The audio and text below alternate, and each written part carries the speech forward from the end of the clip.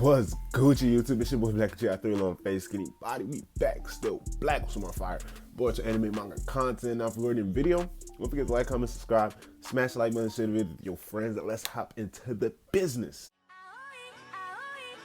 9 mountains and 8 seas make one world.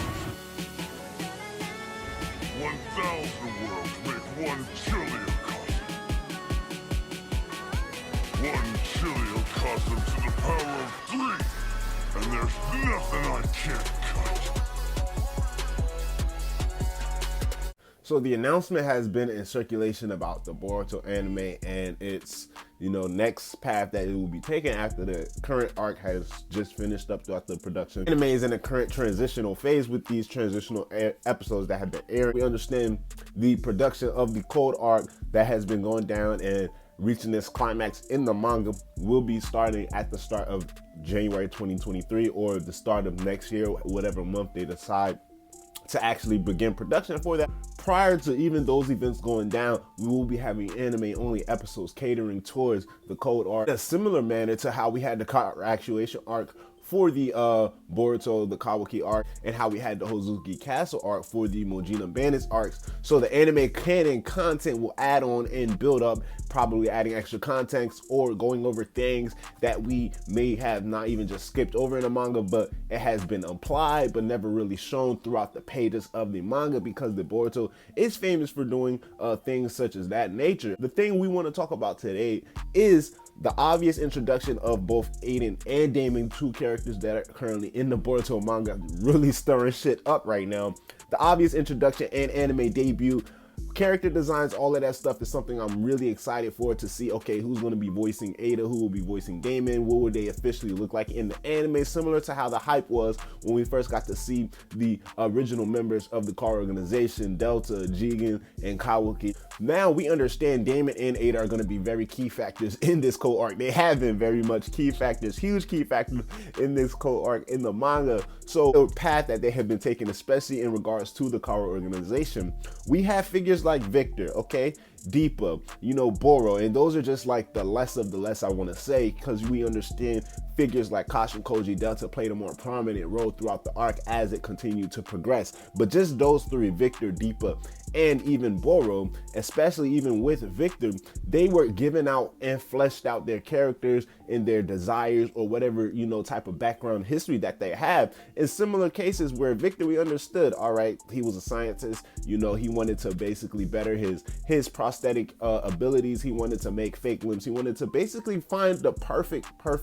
way to become immortal, or just to find a never aging gene or genome for the human race in a similar sense. Now we have figures like Deepa, understanding he wanted to taste all the flavors of the world. He had a very keen and sixth sense for cuisine and food and deliciousness, and however you want to go about it in that sense, understanding, okay, this nigga he was kind of like a culinary, a sick and twisted culinary artist or culinary specialist in some sort, so we can understand, all right, the ninja tech pumped into his body, somehow the effects or the experimentations that car organization was placing on Deepa affected his ability to taste. This is not the first time we've seen Ender members complain about how they have no flavor, and things similar to how we seen Delta talking to Jigen over the table, explaining, okay, ever since her last maintenance on her body, she hasn't been able to taste anything. Possibly can be because of the situation that was at hand with Kawaki going missing. However, we understand the similar sense with this nigga Deepa. Constant frustration. We've seen him in different bars, restaurants, mad that he can't taste, or mad that things don't have the flavor that he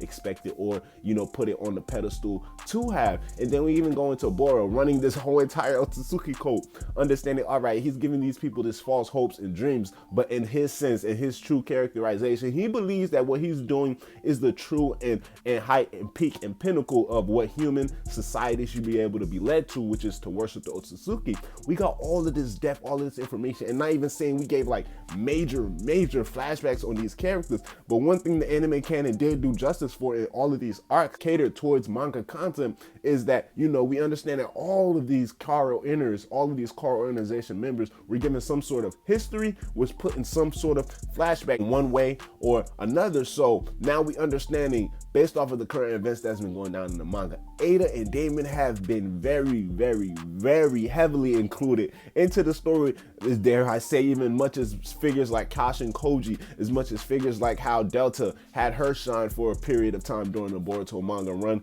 and then figures like Victor, who was very, very prominent in the car actuation arc and possibly just the main villain in terms of, okay, what's the history behind everything that's going down behind this fake god tree, the fake chakra fruit that Victor was trying to achieve. So a lot of focus was placed on these characters that now have minimum to zero roles in the Boruto manga, and we've seen both Eida and Daemon being built up in a similar sense to Code as well, but being built up to have a much longer lasting and much more effective and impactful role overall into Boruto's story. So one thing I wanted to note out is that it will be very, very satisfying and very intriguing to see both Eida and Daemon's backstory play out in the anime, and that's something I'm gonna say I'm actually probably 95% sure that it will actually happen, because we understand the path that the manga has taken, the current stance that the manga is in, pushing towards time skip territory. Are we getting close to that time? Do we still have a couple more things to flesh out, a couple more things to explain?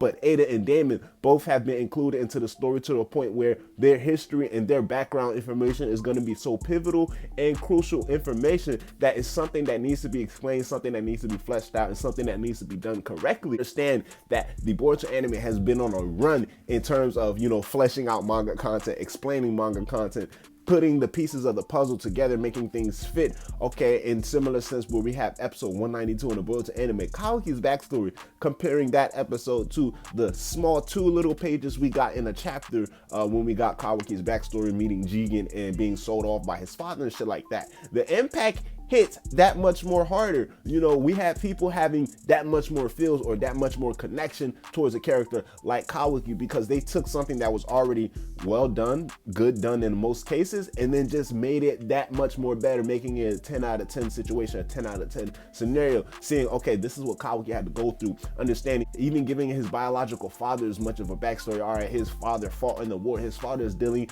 with his own type of ways of PTSD, and how, you know, he treats that and reflects all of those actions and feelings onto Kawaki as a kid. So now we have figures like Eida and figures like Daemon, who both have interesting stories up to the point for all of the information that we do know for right now, and having interesting ideas, where it's like Eida has history with the character Amato. You know, Daemon is just there. Obviously, it's a brother sibling, you know, brother sister relationship that is connected between the two, but there's still some truth. There's still a whole lot of intriguing aspects left into that scenario, where we understand, okay, figuring out Eida's age will be very crucial, because that also ties into Eida's power. Now, those of y'all who only watch the anime, I'm not trying to go too much into spoilers for that sakes, because I am talking about anime content, and I am talking about what the anime can possibly do with the Boruto manga content that's coming up. But understanding, if we figure out things like Eida's age in her backstory, figure out things like her history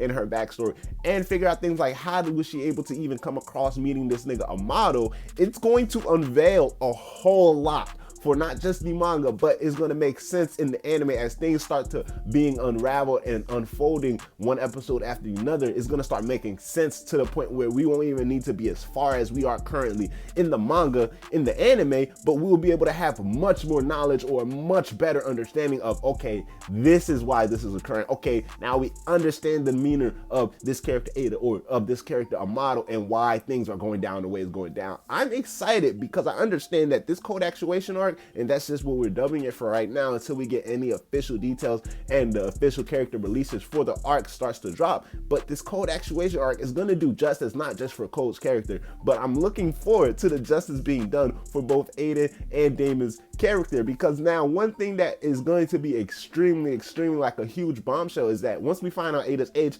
then we're going to be able to correlate a whole lot of things to her ability, understanding, all right, if she is that old, and like I said, I'm not going to try to go too much details into it, but if she is that old, all right, we understand how much of the history in Naruto's lore and in Naruto's world that she's able to obtain, how much of the history she is aware of, how much of the history that she has been around, how that directly correlates and ties into her powers. But more so, even above all of that, one thing that Eida is heavily fixated on in the manga is the character Kawaki himself. Now, a lot of people are saying that there is definitely more to that than just saying, okay, she wants Kawaki in a romantic / love interest type of vibe.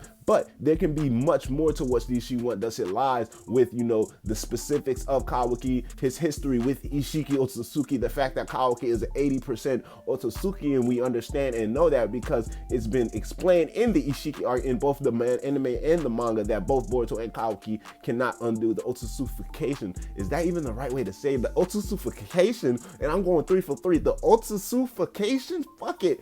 That has underwent in both of their bodies, they both cannot undo it whatsoever. Finding out just like the backstory, like I said, about these two characters will be extremely helpful, and extremely is going to be some huge bombshells. Like I said to all of my manga readers who are watching the video and my manga readers who are anticipating this code actuation arc, a lot of people are excited for the fact that, okay, we're finally going to be getting manga content, we're going to be seeing some boxing. And mind you, the code arc probably has the best fights in the entire Boruto series. Now, I still have Naruto and Sasuke versus Jigen as number 1. In the manga, I will put Kashin Koji versus Ishiki / Jigen as number 2, but Naruto and Sasuke versus Jigen will still be number 1 in the anime and in the manga. However, with this code arc, the manga has been giving us banger after banger, and I know there is going to be a time similar to how we had episodes 215, 216, 217, and then those of y'all who even want to include 218 in that mix, 4 fucking episodes, there will be instances in the code arc where we're gonna have 2 to 3 episodes of banger after banger after banger with nothing but high stakes and high rising battles going down.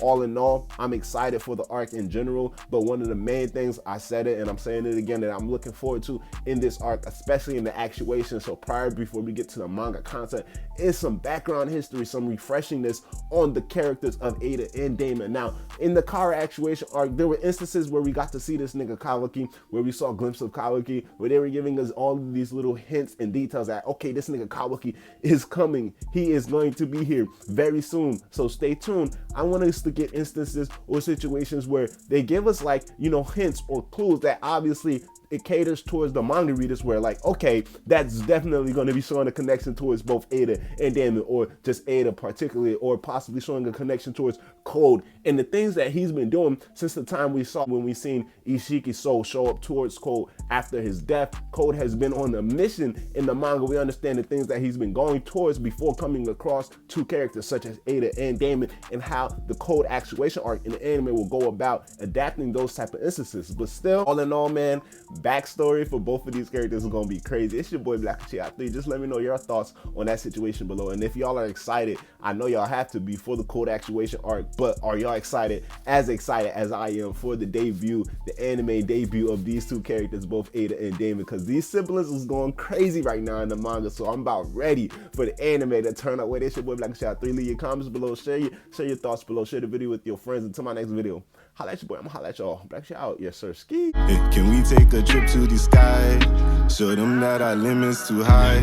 Cocoa butter hips on the west side. She said